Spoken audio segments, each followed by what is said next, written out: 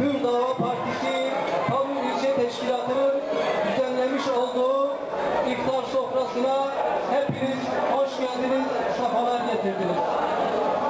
Değerli misafirler, Hür Dava Partisi olarak böyle bir yemek organizasyonunu, bir iftar sofrasını neden düzenlediğimiz konusu hakkında bir açıklama yapıp değerli il başkanıma sözü bırakıp sizleri yemekle baş başa bırakacağım.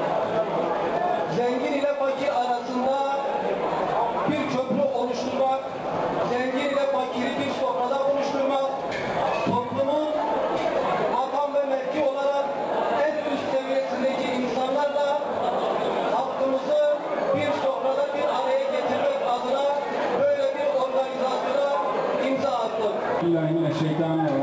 Bismillahirrahmanirrahim. Bizlere bu günlerimizi bahşeden, nasip eden Yüce Rabbimize hamd ve senalar olsun, övgüler yalnız ona olsun.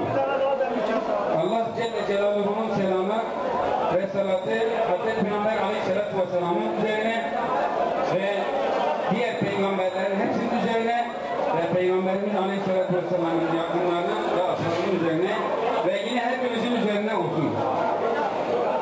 Bu mübarek Ramazan ayında bugün burada Palu'da yine hayırlı bir iş olan iftar yemeğinde bir araya gelmiş bulunuyoruz. Öncelikle bu hayırlı sosyal etkinliği bize bahşettiği için, nasip ettiği için onun Allah Celle Celaluhu'ya şükürler olsun diyorum.